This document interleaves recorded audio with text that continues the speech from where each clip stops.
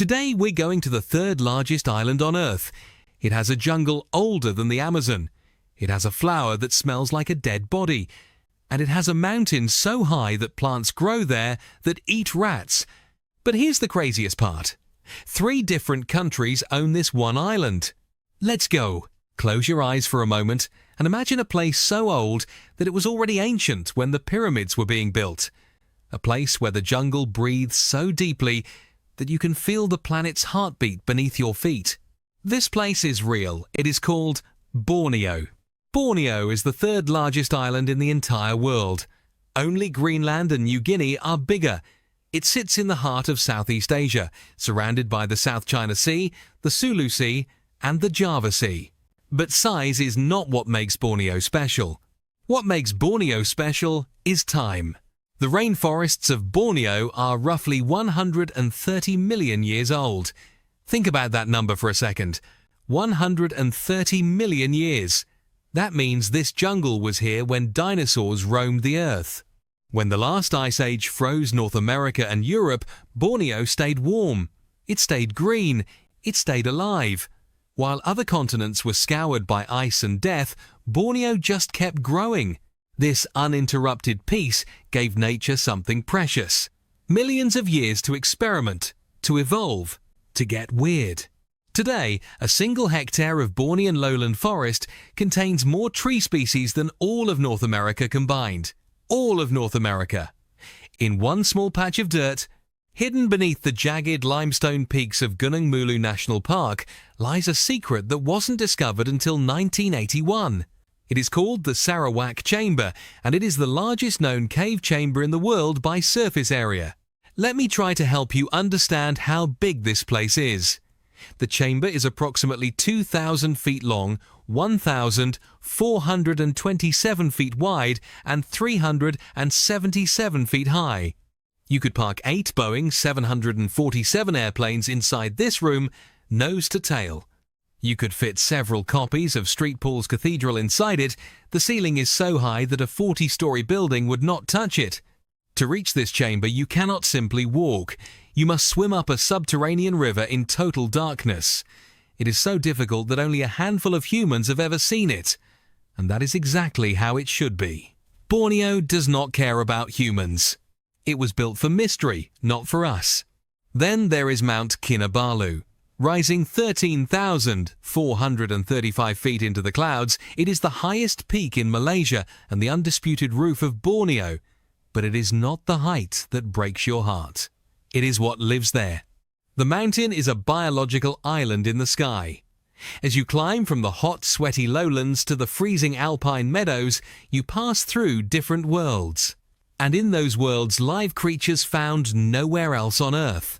Take the Nepenthes raja. It is a carnivorous pitcher plant so large that its trap can hold over 3 liters of water. Sometimes it eats small vertebrates, frogs, lizards, even rats. Over 5,000 species of plants live on this single mountain. If Mount Kinabalu dies, they die with it. Forever. Borneo's isolation from mainland Asia has turned it into a factory of weirdness. Look at the proboscis monkey. The male has a nose so enormous and pendulous that it hangs down past his mouth. He looks like a cartoon character, but he is very real. Look at the Bornean orangutan, the man of the forest. One of the most intelligent beings on the planet.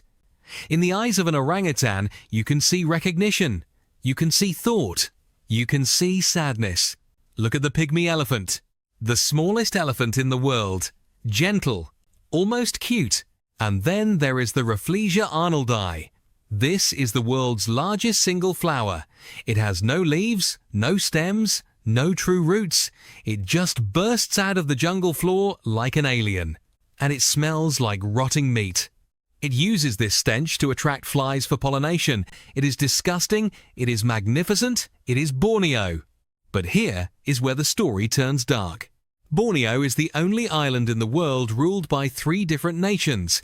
Indonesia owns the south, calling it Kalimantan. Malaysia owns the north, with the states of Sabah and Sarawak.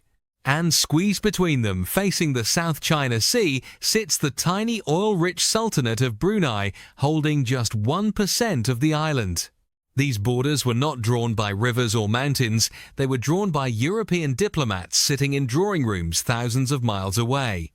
In 1824, the British and Dutch empires signed a treaty in London. They sat in comfortable chairs, drinking tea, and drew lines across a map of a jungle they had never seen. They divided Borneo like a stolen cake. And those lines are now killing the forest. Because the global demand for palm oil has exploded. It is in your chocolate, your pizza, your lipstick, your shampoo, your instant noodles. To grow palm oil, you need land. Cheap land. So the ancient 130 million year old rainforest is being burned, bulldozed, erased. Over the last few decades, massive swaths of Borneo's jungle have been turned into endless, geometric rows of palm trees. The wild canopy is gone. In its place is a green desert, a monoculture where nothing else can live. The orangutans are losing their homes. They wander onto plantations looking for food and are shot or burned alive. The pygmy elephants are squeezed into smaller and smaller pockets of forest. The proboscis monkeys watch from dying mangroves as the bulldozers come closer. And here is the cruelest irony. Indonesia's current capital, Jakarta, is sinking into the Java Sea. It is overcrowded, gridlocked and drowning, so the government decided to build a brand new capital city from scratch. They call it Nusantara, an old Javanese word meaning archipelago. Where are they building it? In the jungles of East Kalimantan, in Borneo. They say it will be a sustainable forest city, a high-tech paradise powered by renewable energy. But to build a city, you must first destroy the forest. The very forest that has stood for 130 million years is being dug up for concrete foundations. The indigenous Dayak people, who have lived in harmony with this jungle for 40,000 years, are being pushed out of their ancestral longhouses. A longhouse is not just a building. It is a village under one roof. Sometimes, stretching for hundreds of meters along a riverbank, a single longhouse can hold 100 families. They are built on wooden stilts to protect against floods. They have shared verandas for ceremonies and gossip. They are perfect for communal living. And they are being torn down or abandoned. The Dayak elders say something that will stay with you forever. They say, "When the forest dies, we die." But there is hope. Fragile, desperate hope. Borneo is still standing. The Sarawak chamber is still dark. Mount Kinabalu is still high. And somewhere, deep in the remaining jungle, a mother orangutan is teaching her baby how to find fruit. Scientists are fighting a war against money and greed. Indigenous tribes are filing lawsuits.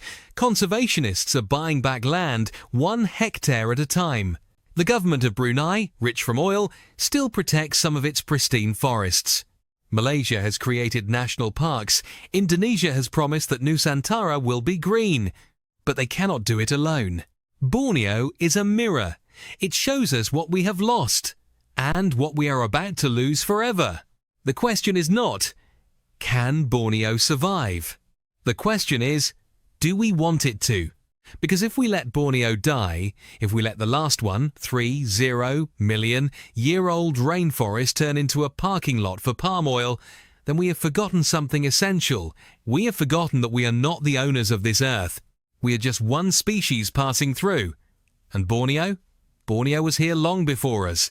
It was here when the last ice age came and went. It was here when the first humans crossed the land bridge from Asia, when sea levels were lower and the island was attached to the mainland. Back then, Borneo was not an island at all. It was part of a colossal continent called Sundaland. Elephants, rhinos and sun bears walked freely from India to Borneo. Then the ice melted. The sea rose. The land bridges flooded. And the animals were stranded. That is why Borneo shares its strange creatures with mainland Asia. They were left behind, trapped, and they made the best of it. That is the story of Borneo. A story of isolation, wonder and survival against all odds. But now, for the first time in 130 million years, the threat is not ice or floods or volcanoes. The threat is us. So the next time you buy a chocolate bar or a bottle of shampoo, think of the orangutan. Think of the pygmy elephant. Think of the Dayak elder sitting on his longhouse veranda, watching the sunset over a river that used to be shaded by ancient trees. Think of Borneo, the forgotten island, still breathing, still fighting, still hoping that we will remember it before it is gone forever.